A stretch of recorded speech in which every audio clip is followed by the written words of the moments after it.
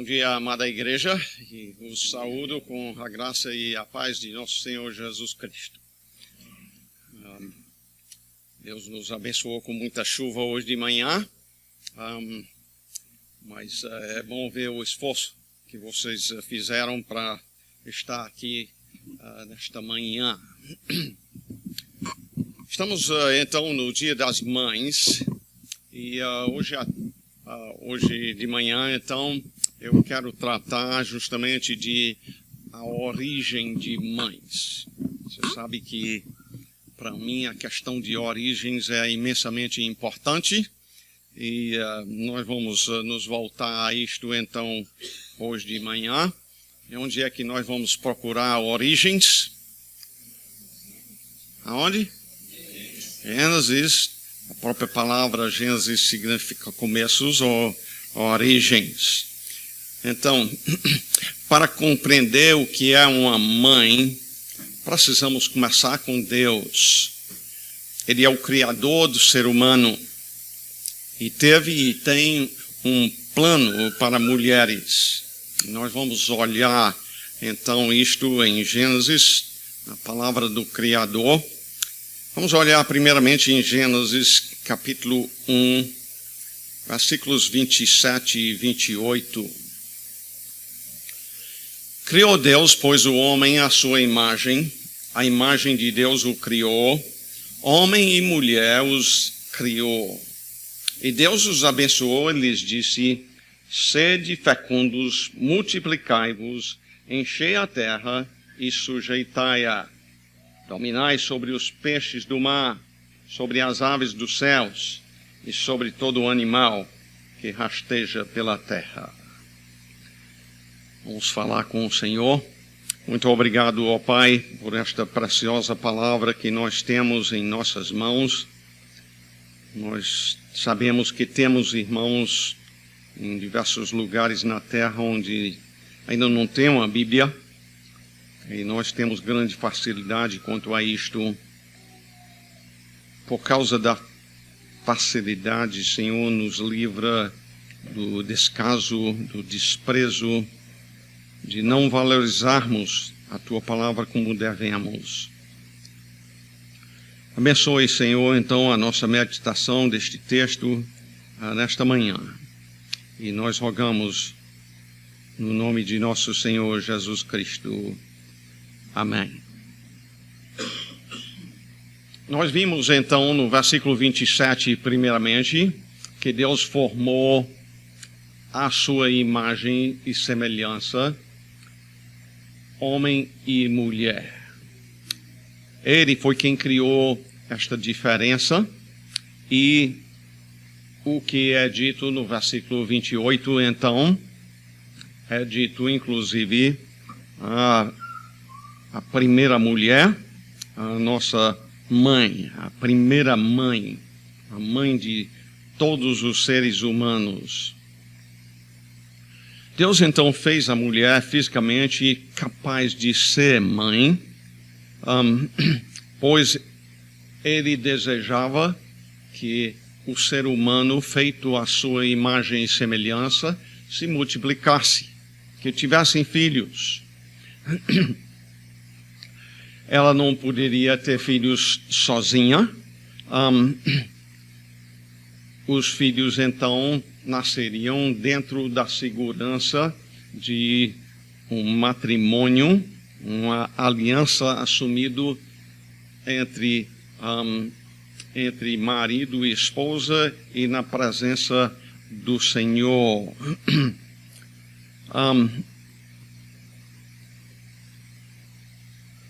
Segurança ou estabilidade é tão importante. No nosso caso, eu e a Eliana, os nossos filhos não viveram preocupados. Será que a mamãe e o papai vão se separar? Eles sabiam que nós tínhamos assumido este compromisso diante do Senhor e que, mesmo diante das dificuldades que a gente enfrenta dentro do casamento, a gente ia prosseguir e manter isto. E aí, no final deste dia, mencionado aqui nos versículos 27 e 28, diz: viu Deus tudo quanto fizera, e eis que era muito bom.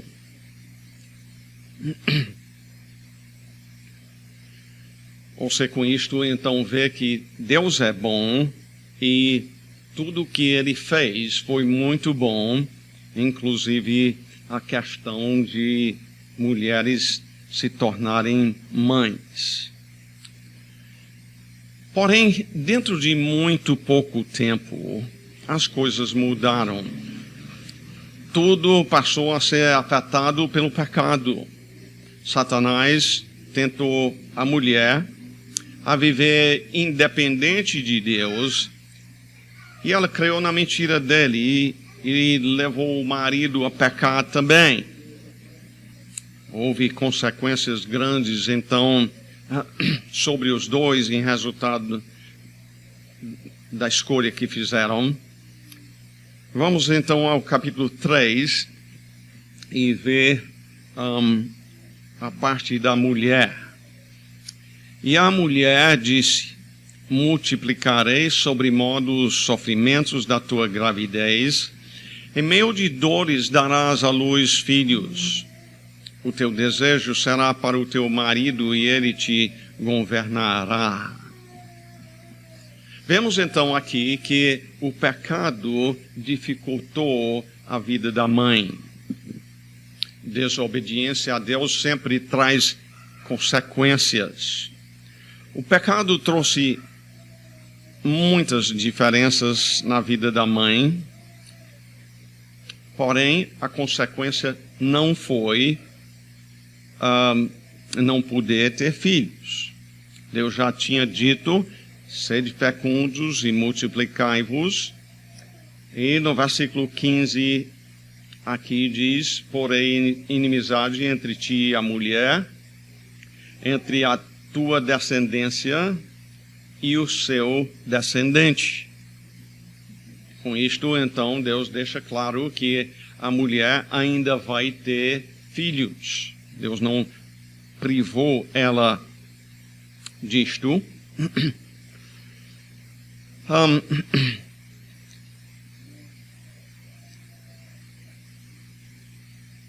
No versículo 16, então, diz: e disse a mulher: multiplicarei sobremodo os sofrimentos da tua gravidez, em meio de dores darás à luz filhos.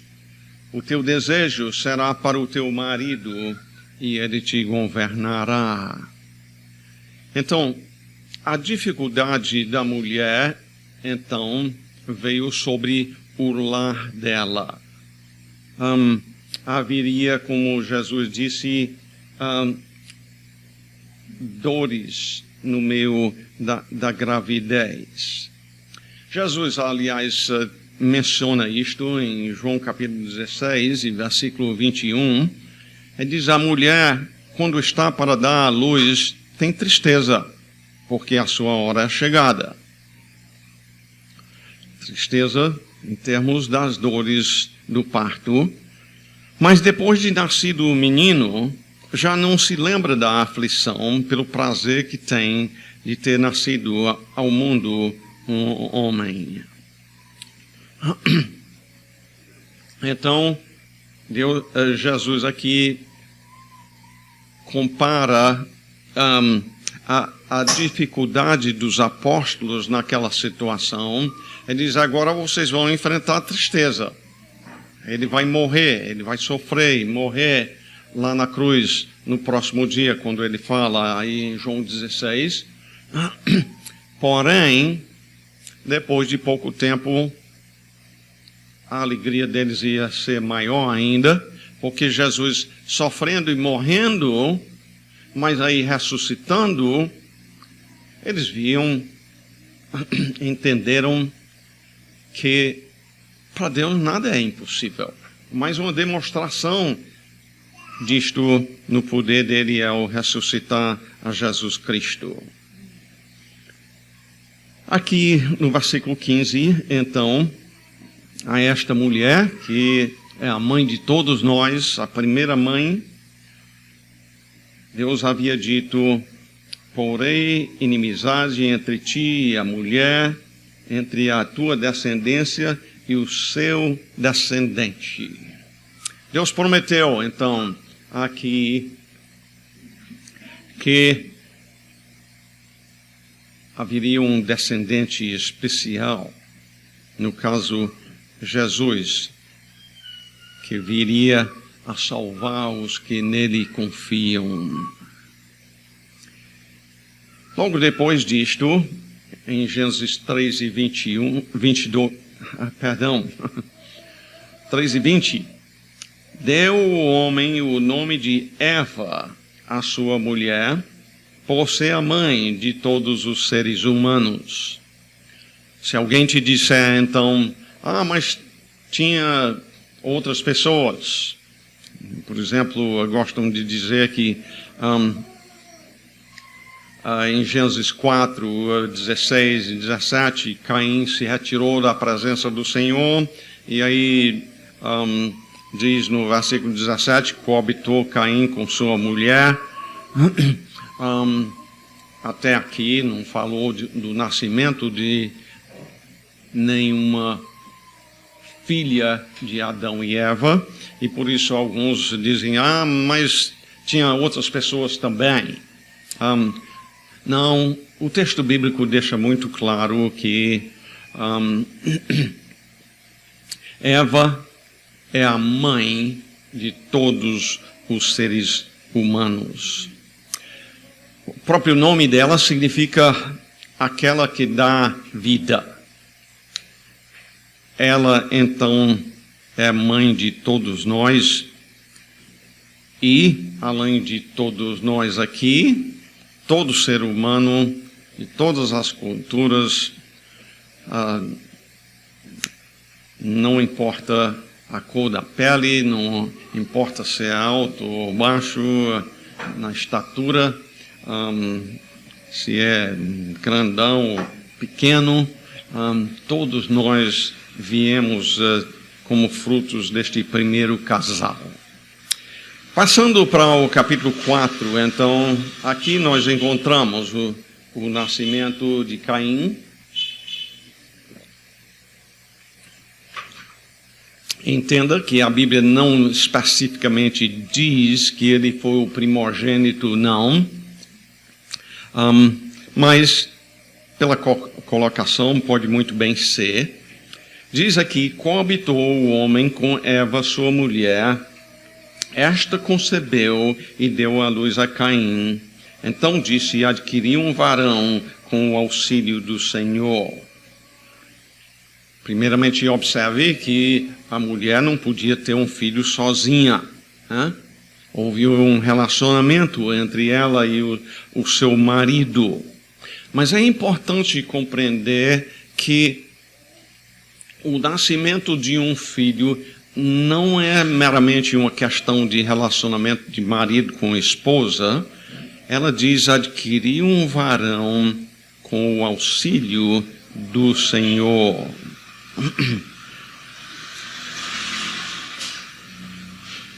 Quando Eva teve seu primeiro filho, entenda que uma coisa ela teve diferente de você.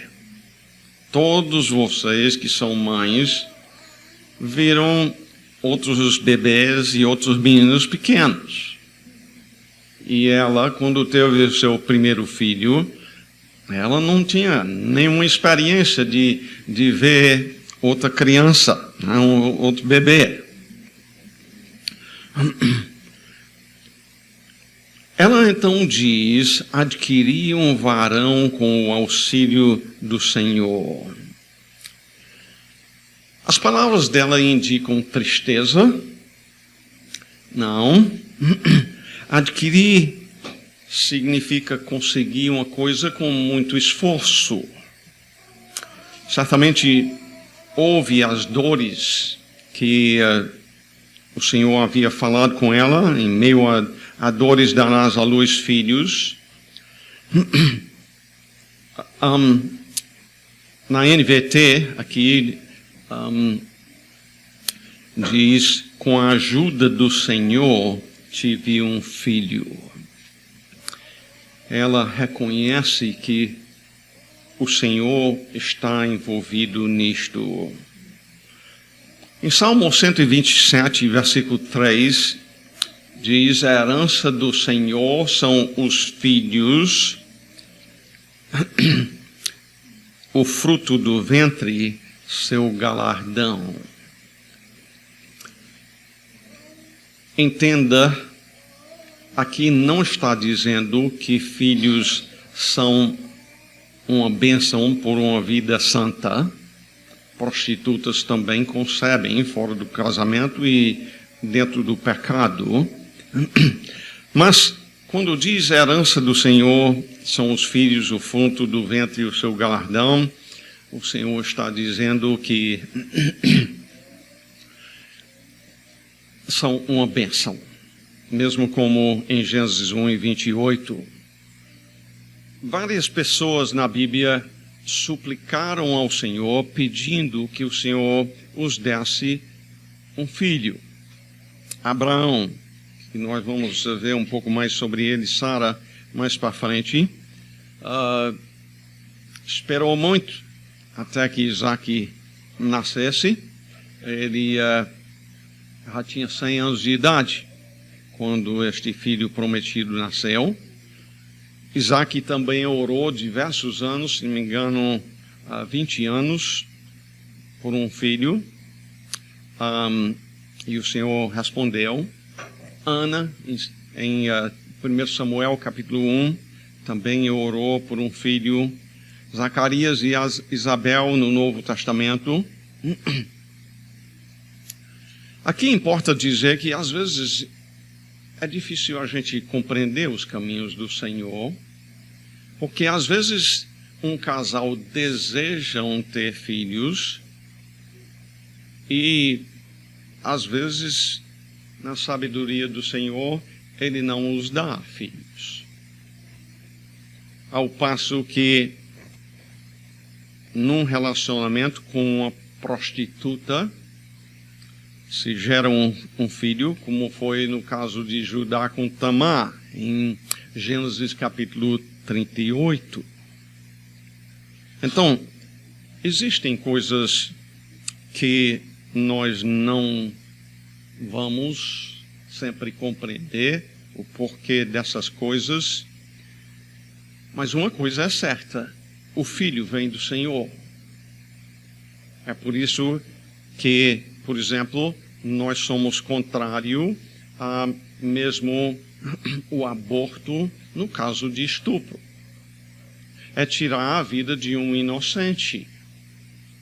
Você vai tirar a vida do inocente por causa do pecado do pai? Não se deve fazer. Agora, cabe-nos ainda a fazer uma pergunta importante aqui. E, aliás, filhos de prostituição diversas vezes têm sido grandemente usados por Deus. Desta prostituição de Tamar, em Gênesis capítulo 38, Jesus é descendente deste relacionamento.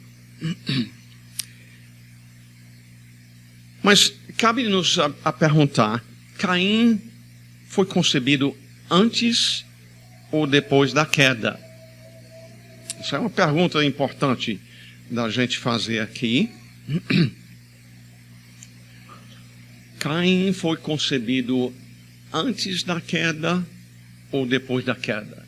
Porque no caso, a vida começa na concepção.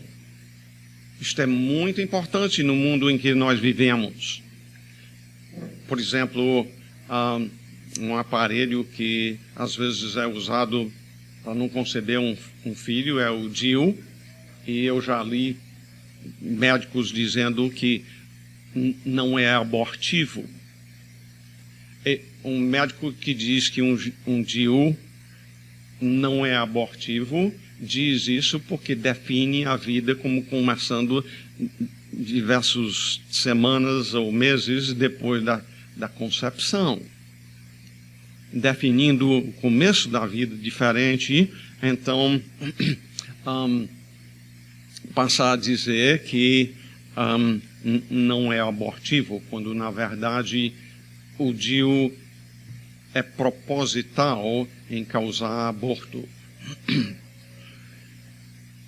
Pois bem, então, tentando mostrar aí porque essa pergunta é importante, Caim foi concebido antes ou depois da queda? Veja Gênesis 4, então, e versículo 25. Tornou Adão a coabitar com sua mulher, e ela deu à luz um filho, a quem pôs o nome de Sete. Porque, disse ela, Deus me concedeu outro descendente em lugar de Abel, que Caim matou.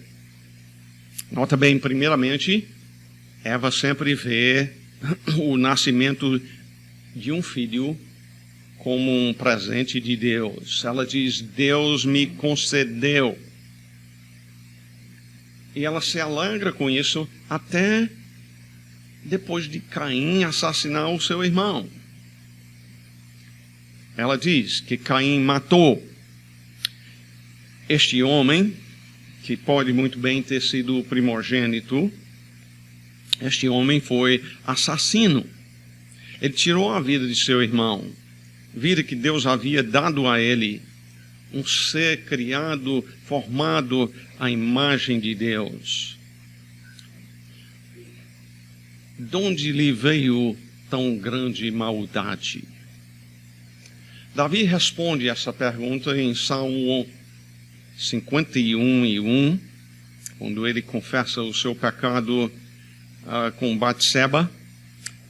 Ele diz, eu nasci na iniquidade, em pecado me concebeu minha mãe. Nota, ele diz, me concebeu. Ele está falando de si mesmo.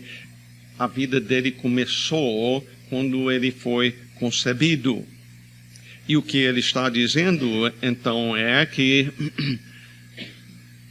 no momento em que a sua vida foi concebido um pecador. A gente veio a pecar em atos mais tarde, mas a natureza já é uma natureza pecaminosa desde o momento da concepção. Deus havia dito que se pecassem contra ele, que o resultado seria a morte. Então, alguém que morreu espiritualmente, como Adão e Eva, então não poderiam passar a vida espiritual à sua descendência.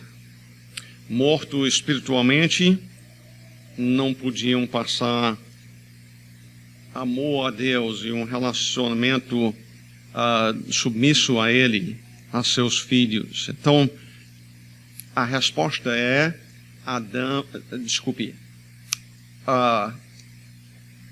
Caim foi concebido depois do pecado entrar no mundo. Eva diz, outro descendente em lugar de Abel. E aí perguntamos, Abel era um pecador também? Se todo ser humano herda uma natureza pecaminosa de Adão e Eva, é porque nenhum filho foi concebido antes do pecado.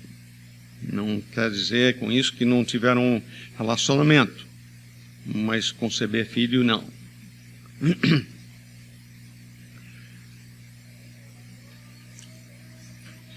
A prova, aliás, que Abel era um pecador e entendia que era pecador, é que ele trouxe um sacrifício que agradou a Deus, um sacrifício trazido pela fé.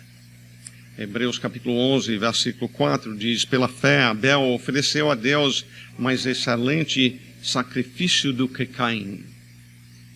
Se foi pela fé, é porque Deus havia falado, Deus havia dito o que ele queria do ser humano no sacrifício, e Abel creu e trouxe de acordo com o que Deus ordenou. Então, Abel foi um salvo, mas não que ele não fosse pecador, ele foi um salvo, ele creu no que Deus disse e assim foi um salvo.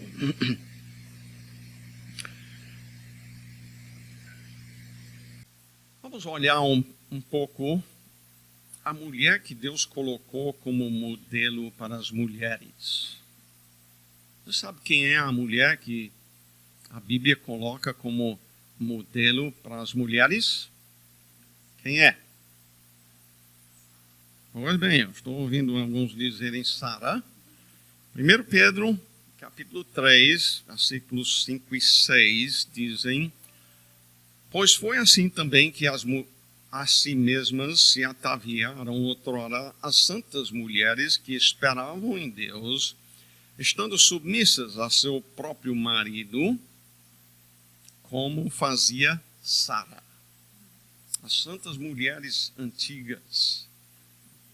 Sara, exemplo, que obedeceu a Abraão, chamando-lhe Senhor, da qual vós vos tornastes filhas, praticando o bem, não temendo perturbação alguma. Eu quero chamar a sua atenção neste texto, primeiramente, a estas palavras: não temendo perturbação nenhuma. Humanamente, Sara às vezes teve razão de temer. Veja a história comigo. Deus chamou Abraão a deixar a sua terra, seus parentes, seus bens, a cultura, e ir para uma terra desconhecida por ele, mas prometida pelo Senhor. Deus prometeu fazer dele uma grande nação, mesmo que eles não tinham nenhum filho na época. E pela fé, Abraão obedeceu a Deus e foi para a terra de Israel. E lá no centro da vontade do Senhor, o que é que acontece? Gênesis 12, 10, se você quiser ir lá comigo. Havia fome naquela terra. Desceu, pois, Abraão ao Egito para aí ficar, porquanto era grande a fome na terra. Abraão, então, está no centro da vontade do Senhor, ali na terra prometida. E porque está no centro da vontade do Senhor, está isento de dificuldades? Não. Fome. Para viver, a gente necessita de alimento, não é? E durante seca, não tem produção de alimento. Faltou algo necessário. Agora você percebe uma coisa aqui, que Abraão, então, pediu a orientação do Senhor quanto ao que devia fazer. Ele faz isso. Simplesmente diz: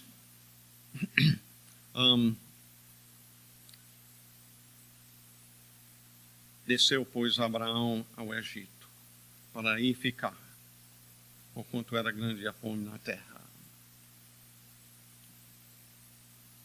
Se você comparar isso com Davi, servo do Senhor, quantas e quantas vezes a gente não encontra Davi pedindo orientação do Senhor, e o Senhor respondendo, orientando ele quanto ao que devia fazer. O Senhor prosperou. Abraão não faz isso. Versículo 11 diz: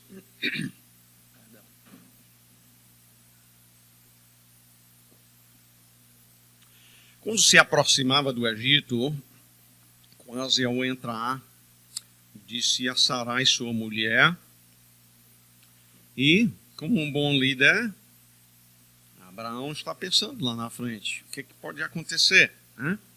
Ele disse à sua esposa, Sara: ora, bem sei que és mulher de formosa aparência, que significa que era bonita. Quem sabe a sua incredulidade, e Abraão talvez escolheu casar com ela só porque era bonita. E ele sabe disto. Sabe que os homens cobiçam mulheres bonitas. E ele diz a ela, continuando: ora, bem sei que és mulher de formosa aparência. Os egípcios, quando te virem, vão dizer: é a mulher dele, e me matarão deixando-te com vida. Agora, um bom líder, ele pensa lá para frente? Sim. Se vai liderar, tem que saber para onde é que vai. Ele está pensando lá na frente.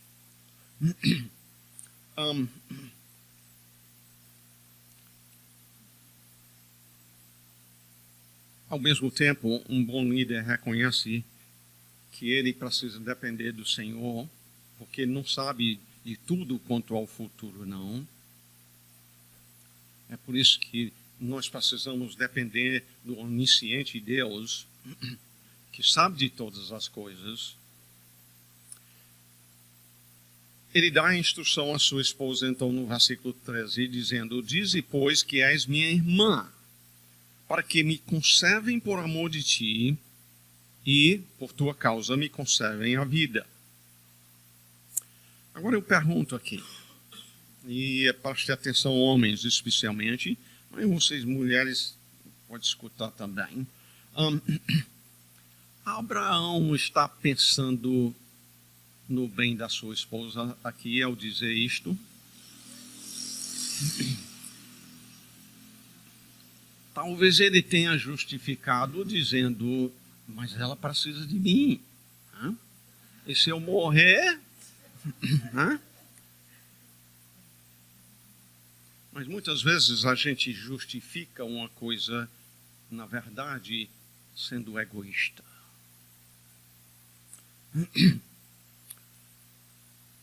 Se lembra que na última vez que nós estivemos em João, faz umas semanas, Jesus disse aos 11, em João 14, 28, ouvistes que eu vos disse, vou e volto para junto de vós. E aí ele disse, se me amasseis, o que foi que ele disse? Alegrar-vos-ieis de que eu vá para o Pai. O desejo dos 11 de estarem com Jesus era bom e louvável. Eles amavam ele até certo ponto, e olha lá que depois de 3 anos com eles, acompanhando Jesus. Mas eles não estavam com alegria em pensar em Jesus voltar ao Pai, pensando no bem de Jesus. Foi aí que o seu amor era até certo ponto egoísta. E é o mesmo caso aqui com Abraão. Ele está querendo proteger a si mesmo. Sara é casada com um homem que ainda não ama ela como Cristo amou a igreja. Não estava pronto a se sacrificar por ela, visando o bem da amada. Será que nós, homens, não caímos em falta muitas vezes quanto a isto, e as decisões são simplesmente egoístas? Mas a história não termina aí. Tendo Abraão entrado no Egito, viram os egípcios que a mulher era sobremaneira formosa e olha, essa era muito bonita e entenda, essa mulher já tem seus 65 anos, pelo menos, de idade. Viram-na os príncipes de Faraó e se gabaram-na junto dele, e a mulher foi levada para a casa de Faraó. E nesse sentido, acontece justamente como Abraão previu.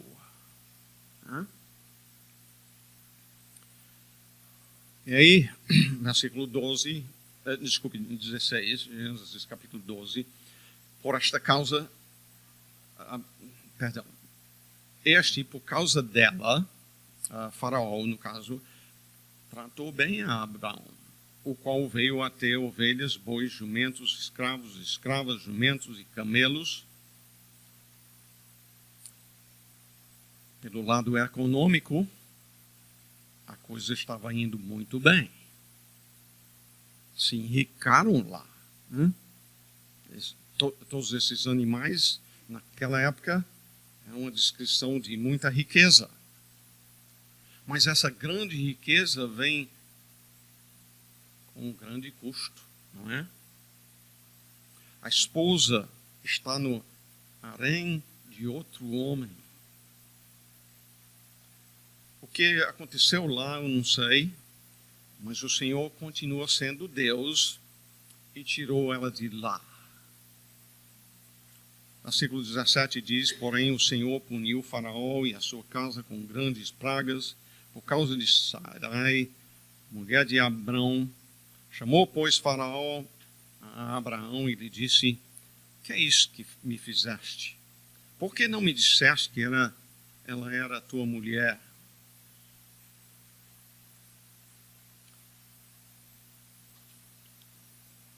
Será que Faraó teria agido diferente do que Abraão imaginou, respeitando o casamento dele? Está vendo? Ele sabia, ele previu algumas coisas certas, né? De o povo lá querer a esposa dele. Mas talvez ele errou no sentido de que Faraó iria respeitar o casamento dele. E me disseste: ser tua irmã, por isso a tomei para ser minha mulher. Se ela era sua irmã e não sua esposa, posso tomá-la. Agora, pois, eis a tua mulher, toma-a e vai-te. E Faraó deu ordens aos seus homens a respeito dele, e acompanharam-no a ele, a sua mulher e a tudo o que possuía. O triste é que este mesmo evento se repete de novo em Gênesis capítulo 20. Abraão fracassou novamente.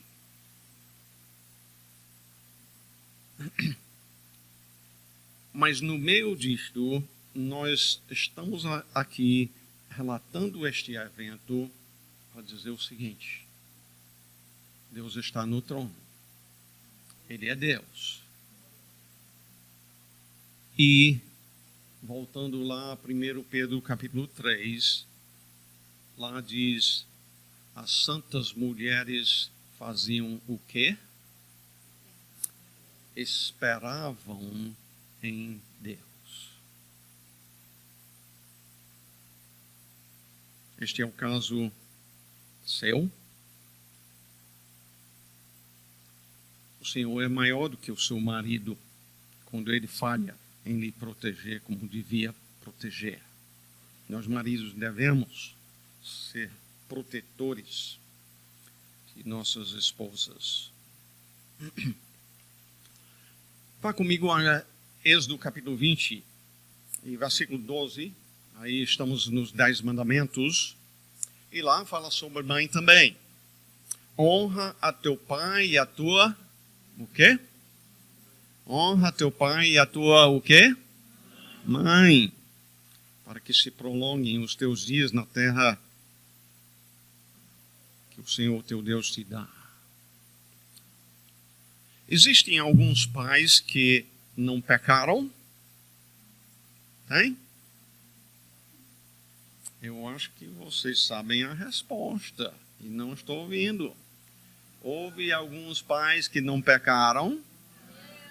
Só teve uma pessoa que não pecou, foi Jesus. E ele não teve filho, fisicamente eu estou falando.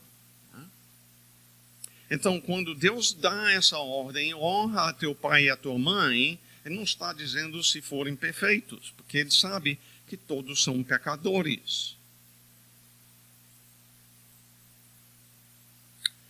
Nota bem que a ordem é honrar os dois, pai e mãe. Nós honramos ao Senhor mostrando honra aos nossos pais. Você, aliás, escolheu os seus pais? Não, nenhum de nós fez isto. Como é que quem não existe vai fazer uma escolha?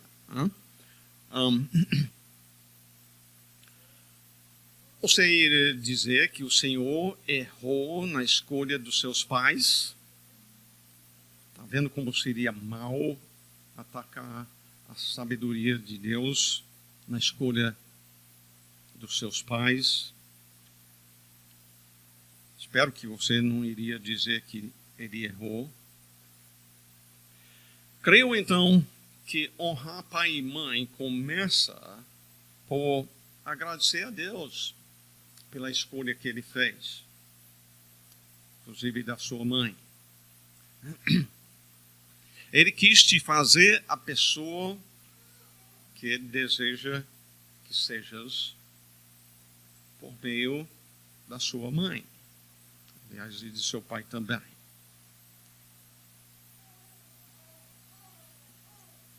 No sábado, que ontem fez 8 dias, tive a oportunidade de ter um tempo realmente de uma meia hora com um garoto que tem 9 anos de idade. Não é frequente que um menino dessa idade venha falar, especialmente com um homem que tem 72 anos de idade. E ele passou cerca de meia hora comigo.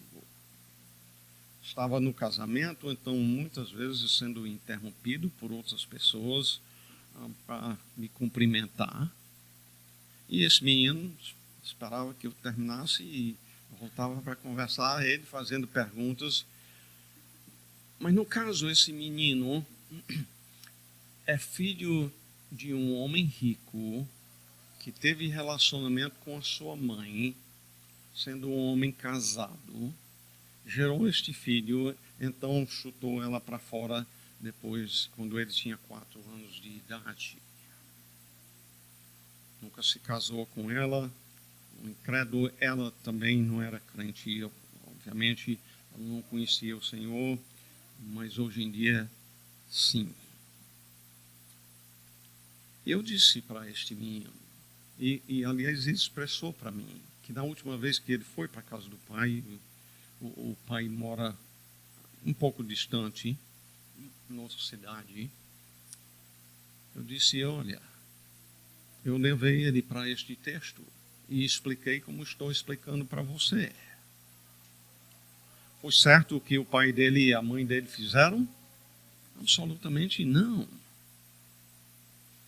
Mas nem assim é justificável ele não honrar pai e mãe.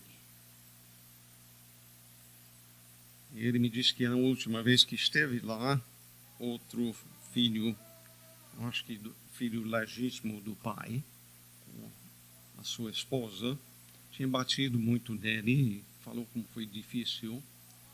Eu disse, mas eu espero que um dia você possa chegar para o seu pai e dizer, pai, eu sei que Deus escolheu você para ser meu pai.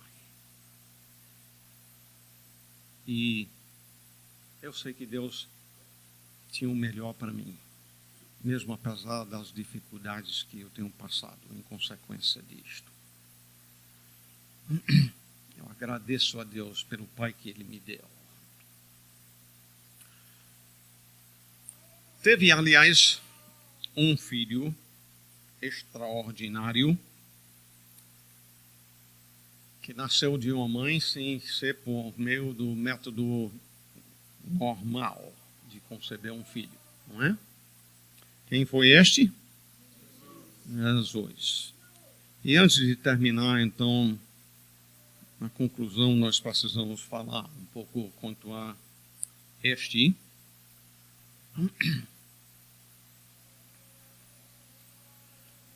Mas, na conclusão, eu te pergunto, você é grato pela escolha da mãe que Ele te deu? O fato é que, nisto eu estou falando a todos aqui. Homens, mulheres que são mães, solteiras, filhos. No caso, todos nós tivemos uma mãe. Pense no que ela sofreu durante a gravidez, lhe carregando peso extra. Pense na dor que você lhe causou na hora do parto. Pense na dor quando você adoeceu, quando você foi ingrato, portanto que ela sacrificou por ti. Quando você a desobedeceu, quebrando assim o mandamento do Senhor, com isso foi sofrimento para ela. E isto lhe deixou endividado para com o Senhor, que escolheu esta mulher para ser sua mãe, para lhe tornar a pessoa que Ele desejava que você fosse. Você já se arrependeu do seu pecado e veio a Cristo suplicando que Ele pagasse esta dívida sua, dívida a Deus que você nunca poderia pagar. E aí você já disse à sua mãe que agradece a Deus pela escolha, ao escolher ela para ser a sua mãe. O Senhor nunca prometeu que a vida da mãe, aliás, nem do homem, seria fácil. Mas em Hebreus capítulo 13, versículo 5, Ele prometeu: seja a vossa vida sem avareza. A sua vida é uma vida sem avareza? Ou você é uma pessoa que acha que merecia uma coisa melhor? Ele diz: contentai-vos com as coisas que tendes. Você é contente? Grato ao Senhor por tudo que tem dado? Você não queira o que você merece. Porque o que você merece, e todos nós, é nada menos do que o castigo eterno no inferno. O texto continua dizendo: porque Ele tem dito, de maneira alguma te deixarei, nunca jamais te abandonarei. Assim afirmamos confiantemente: o Senhor é o meu auxílio, não temerei. Como Sara. Que me poderá fazer o homem? O Senhor não pode impedir? Você tem a presença do Senhor na sua vida? Você pode dizer: Ele é suficiente para mim? E como um coro que a gente cantava muitos anos atrás diz: quem tem Jesus tem tudo. E quem não tem Jesus não tem nada. Nada do que realmente importa. Relacionamentos, seja com o Senhor, seja com o cônjuge, relacionamentos são difíceis. Mas Deus nos criou a sua imagem e semelhança para termos um relacionamento, primeiramente com Ele, mas também, geralmente falando, em família. A opção a isto é a solidão. E Deus disse, não é bom que o homem esteja só. Deixa eu só dar uma palavrinha a vocês que no momento estão só. A gente começa a vida só e às vezes o cônjuge morre ou outra coisa acontece e a gente termina a vida só também, né? Não é que estar só, se não é da escolha da gente, seja coisa má em termos de relacionamentos aqui da terra. Mas o Senhor faz com que seja possível o relacionamento com Ele para todos. Deve ser motivo de louvor. Mas mesmo tendo relacionamento com Ele, estando só, é bom lembrar o que diz aquele texto em Gênesis 2:18. Não é bom que o homem esteja só. Não se isole de relacionamentos. Relacionamentos doem, né? Todos eles doem. Até o relacionamento com o Senhor às vezes dói. Porque Ele, ainda que é um soberano Deus, ainda assim, Ele permite acontecer coisas que a gente não escolheria, não é? Mas não devemos nos isolar. Nós devemos viver em comunhão com Ele. E a igreja deve, por acolher essas pessoas que se encontram nessa situação. E a gente abrir-se um para com o outro e orar um pelo outro, compartilhar as bênçãos, como também as dificuldades. E finalmente, Jesus, o único que nasceu de uma virgem, sendo também um filho de Deus, veio a este mundo para salvar pecadores. Para fazer isto, Ele, já que seu pecado merece a morte, teve que morrer na cruz. Você o confessa como seu Senhor e Salvador? Se não, que no dia das mães seria dia muito apropriado para você fazer isto. Muito obrigado, Senhor, por tua grande sabedoria na criação de homem e mulher, e de nos abençoar com mães. Certamente alguns momentos estão passando por situações difíceis, talvez por causa da mãe que o Senhor escolheu. Mas com a promessa de que o Senhor nunca abandona os seus, lá em Hebreus capítulo 13, nós podemos prosseguir temendo o Senhor, confiante no Senhor, e assim glorificando o teu santo nome. Alguém estando aqui hoje sem Cristo, que o Senhor possa trazê-lo ao arrependimento dos seus pecados e a confiança no teu Filho Jesus Cristo, regenerando, transformando vidas, ó Pai, pelo teu poder. E abençoe de uma maneira especial neste dia as mães que estão aqui presentes, o que nos ouvem através da internet, que não somente hoje a tua palavra venha afetar as suas vidas para compreenderem a origem da questão de mãe e aprender a submeter a sua vontade à vontade do Senhor, deixando que a palavra afete, que transforme a sua vida, o seu agir, o seu pensar, que aumente o seu amor por ti.